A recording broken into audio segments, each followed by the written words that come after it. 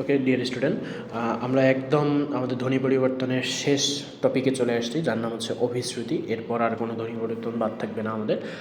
ধ্বনি পরিবর্তনের যেগুলো উপরে শিখিয়েছি বা এর আগে শিখিয়েছি, তোমরা অবশ্যই এই ক্লাসগুলো ভালোভাবে করবা, বারবার ট্রাই করবা। এগুলো ভুলে যাওয়ার সম্ভাবনা 99%। তুমি যদি প্র্যাকটিস না করো, তুমি নিশ্চিত মনে রাখো আজকে সকালবেলা পড়বা, বিকেলবেলা তুমি এটা ভুলে যাবা।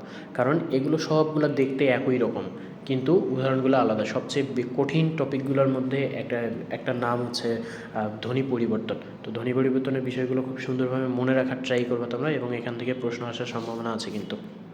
আর মডেল টেস্ট পরীক্ষায় তো এখান থেকে 100% প্রশ্ন থাকবে। এবং মজার বিষয় হচ্ছে, তোমাদের আমি যে উদাহরণগুলো দিয়ে প্র্যাকটিস করাচ্ছি, এগুলোর বাইরে কখনো তুমি উদাহরণ পাবা না।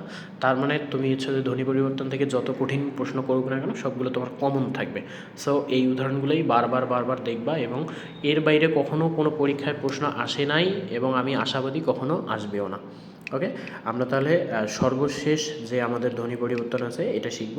ধ্বনি পরিবর্তনের নাম হচ্ছে অভিশ্রুতি। অভিশ্রুতির সময় বলা আছে, বিপর্যস্ত স্বরধ্বনির পূর্ববর্তী স্বরধ্বনির সঙ্গে মিল রেখে পরবর্তী স্বরধ্বনির পরিবর্তনকে অভিশ্রুতি বলে। কী কী যে বললাম আমি নিজেও জানি না। এগুলো হচ্ছে লেকচার শিটের পড়া, এগুলো তুমি মনে রাখবা না। তুমি পড়াটাকে সহজ করে নাও। সহজ করে নেবে কীভাবে? দেখো, এখানে আমি একটা শর্টকাট ট্রিক্স লিখে দিয়েছি।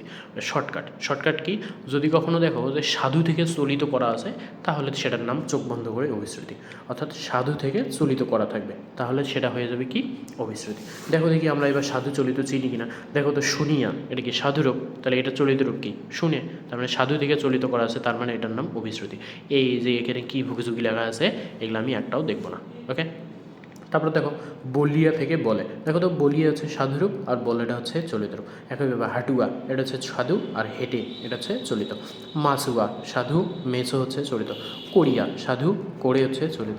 খাইয়া সাধু, খেয়ে হচ্ছে চলিত। এরকম পৃথিবীতে যতগুলো উদাহরণতে দিবে সাধু থেকে চলিত করা থাকবে, তুমি চোখ বন্ধ করে অভিশ্রুতি দাঁড়ায় দিয়ে আসবা। এখানে 100% শতভাগ নিশ্চয়তা তুমি পাবা। ওকে, আর এখানে কী কী লেখা আছে এগুলো তোমাকে জানার দরকার। ওকে, তাহলে এখানে কখনো হচ্ছে যে এই সংজ্ঞাটা আসবে না যে অভিশ্রুতি কাকে বলে। তুমি লেখো, বলবে যে শুনিয়া থেকে শুনে এটা কিসের উদাহরণ, তাহলে এটাই হচ্ছে যে অভিশ্রুতির উদাহরণ। আশা করি তোমরা বুঝতে পারছো।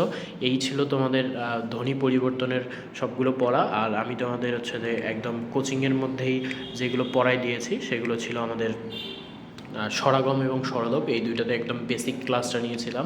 আশা করি তোমরা ওই ক্লাসে সব কিছু বুঝতে পারছো। যারা ওই ক্লাসটা করতে পারো নাই বা করো নাই, তারা তো অবশ্যই কোচিংয়ে এসে ছুটির পর অবশ্যই আমার কাছে ওই দুইটা টপিক বুঝাই নিবা।